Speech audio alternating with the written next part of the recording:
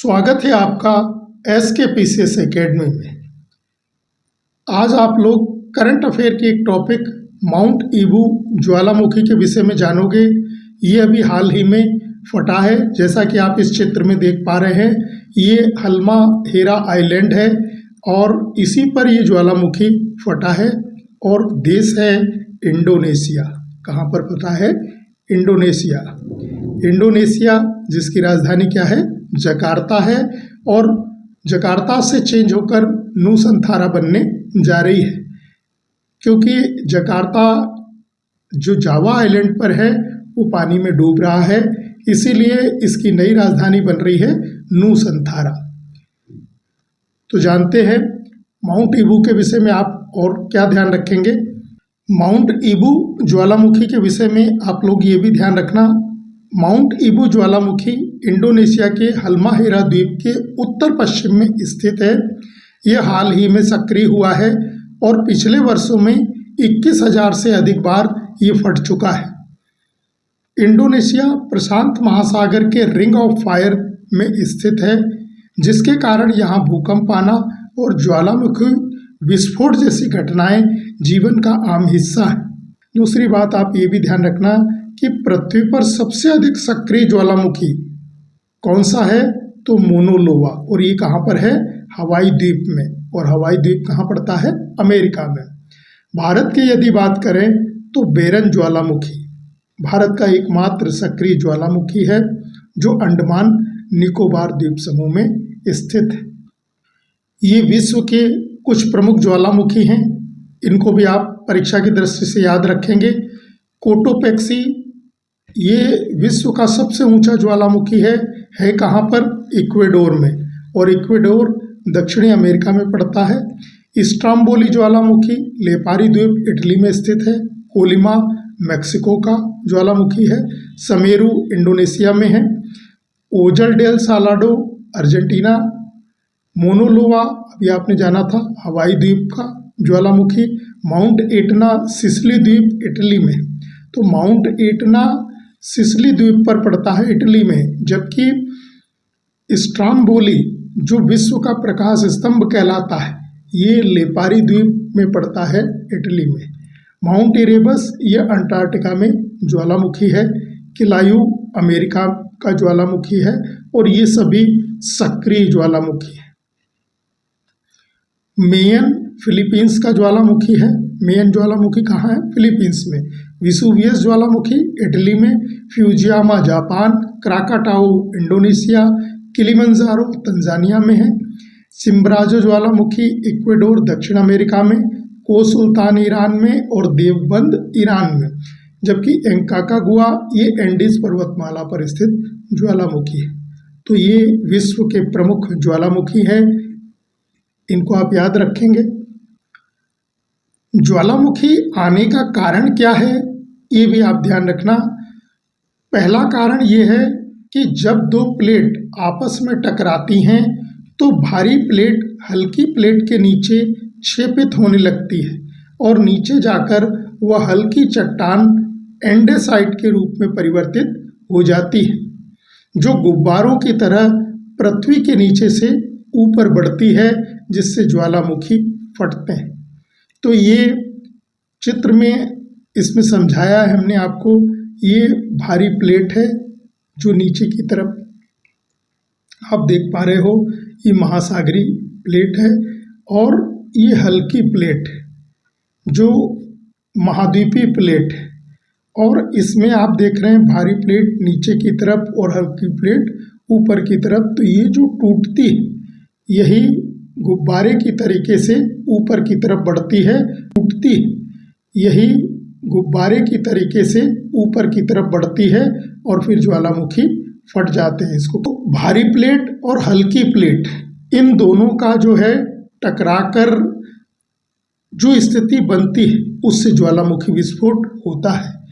ज्वालामुखी आने का दूसरा कारण है जब दो प्लेटें एक दूसरे से दूर जाती हैं, तब इस क्रिया में भ्रंश का निर्माण होता है, अर्थात उस स्थान पर दाब कम हो जाता है और अंदर के अधिक दबाव के कारण ज्वालामुखी उद्गार होता है। तो ज्वालामुखी जो फटने की घटना है, तो एक प्लेट का दूसरी प्लेट से दूर जाना, ये दोनों प्लेटें विपरीत दिशा में जा रही हैं और नीचे अधिक दाब है और ऊपर कम दाब है, इसलिए भी विस्फोट होते हैं। क्योंकि जो ज़मीन के अंदर मैग्मा भरा हुआ है, वो मैग्मा जगह बनाता है कहीं ना कहीं उसको निकलने के लिए, और जैसे ही उसको कोई जगह मिलती है तो वो लावा के रूप में धरातल पर बाहर आ जाता है। ज्वालामुखी से संबंधित ये अन्य महत्वपूर्ण तथ्य हैं, इनको भी ध्यान रखना आप। गैस तथा जलवाष्प ही क्रस्ट को तोड़कर सबसे पहले बाहर निकलते हैं। तो ज्वालामुखी जब फटता है तो सबसे पहले क्या निकलते हैं? गैस और जलवाष्प। क्रस्ट यानी पृथ्वी के धरातल को तोड़कर बाहर निकलते हैं। जलवाष्प की मात्रा सबसे अधिक होती है, और कितनी होती है? 60 से लेकर 90%। गैसों में इसमें मुख्यतः carbon dioxide, sulphur dioxide, hydrogen sulphide, nitrogen, ये सारी गैसें होती हैं। विखंडित पदार्थ में बारीक कण, धूल एवं बड़े टुकड़े शामिल होते हैं। आकार व बनावट के आधार पर इनका वर्गीकरण किया गया है। जैसे लेपिली, लेपिली मटर के दाने के समान छोटे टुकड़ों को कहा जाता है। बॉम्ब, कुछ इंच के चट्टानी टुकड़े, वो बॉम्ब कहलाते हैं। ब्रेसिया, ये अपेक्षाकृत बड़े आकार के टुकड़े होते हैं। और टफ, ये धूल कणों व राख के बने टुकड़े होते हैं। तो ये सभी टर्मिनोलॉजी है। जब ज्वालामुखी फटता है तो उससे आप जान गए गैस और जलवाष्प बाहर आते हैं। गैसों में प्रमुख गैसें आप जाने, लेकिन जब ये इसमें और भी चीज़ें पदार्थ निकलती हैं तो उनको अलग अलग, जैसे धूल और जो चट्टानों के टुकड़े निकलते हैं, तो उनको बनावट के आधार पर कुछ नाम दिए गए हैं। लेपिली कैसे हैं? मटर के दाने के समान। बॉम्ब, कुछ इंच के चट्टानी टुकड़े। ब्रेसिया, अपेक्षाकृत बड़े आकार के टुकड़े। टफ, धूल कणों व राख से बने टुकड़े। तो ये सारी टर्मिनोलॉजी किससे संबंधित है? ज्वालामुखी से संबंधित है। आप लोग ये भी ध्यान रखना, ज्वालामुखी से दो प्रकार की स्थलाकृतियां बनती हैं। पहली बात ध्यान रखेंगे, धरातल के ऊपर बनने वाली स्थलाकृतियां, ये लावा के द्वारा निर्मित होती हैं। जैसे ज्वालामुखी शंकु, कोल्डेरा, ज्वालामुखी पठार, ज्वालामुखी पर्वत। तो ये सब लावा से निर्मित होते हैं धरातल के ऊपर। लेकिन दूसरी बात यह है कि धरातल के अंदर बनने वाली स्थलाकृतियां, ये मैग्मा के जमकर ठोस होने पर बनती हैं। किससे? मैग्मा से। और इनको कहते क्या क्या हैं? बैथोलिथ, लेकोलिथ, लेपोलिथ, फेकोलिथ, सिल और डाइक। तो ये जितनी टर्मिनोलॉजी है, ये धरातल के अंदर बनने वाली स्थलाकृतियां हैं। किससे बनती हैं? मैग्मा से। और धरातल के ऊपर जो बनती हैं, जैसे ज्वालामुखी शंकु, कोल्डेरा, ज्वालामुखी पठार, ज्वालामुखी पर्वत, भी किससे है? ये लावा से निर्मित होती हैं। इसको आप चित्र से भी जान लें। इस चित्र में देखें आप, ये धरातल मान लो आप, इस धरातल के अंदर जो है ये मैग्मा है। और मैग्मा यदि जमा हो जाए, इस टाइप से अंदर यहाँ जमा हो जाए, तो इसको इस टाइप से क्या कहेंगे? बैथोलिथ। और यदि मैग्मा यहाँ से थोड़ा सा ऊपर चले और ये जम जाए इस टाइप से, और यहाँ तक जम जाए लेकिन धरातल से बाहर नहीं निकले, तो इसको क्या कहेंगे? इस टाइप की आकृति, फेकोलिथ। ऐसा अगर जमे धरातल के अंदर और सूख जाए तो उसको क्या कहेंगे? लेकोलिथ। बाहर निकलने के लिए जो मैग्मा ऊपर बढ़ रहा है और इसी में ये अगर इस टाइप से यहाँ चला जाता है यूं और लंबाई में बनता है, तो इसी को क्या कहते हैं? सिल और लेपोलिथ। मैग्मा की एक आकृति इस टाइप से अगर होकर, तो ये डाइक धरातल के अंदर। और जब धरातल से ये सरफेस मान लो आप, धरातल से जब ऊपर आता है और फटकर जमीन के बाहर निकल के ये शंकुनुमा जमा हो जाता है तो ये पर्वत का निर्माण हो जाता है।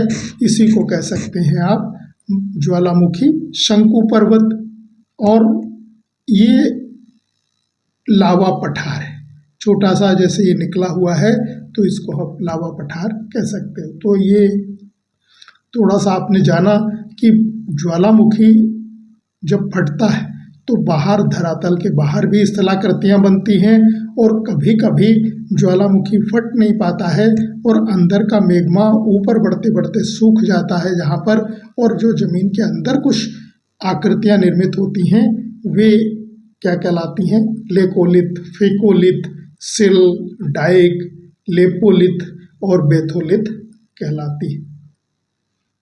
तो ये ज्वालामुखी से संबंधित कुछ महत्वपूर्ण पॉइंट थे, आप इनको देख लें।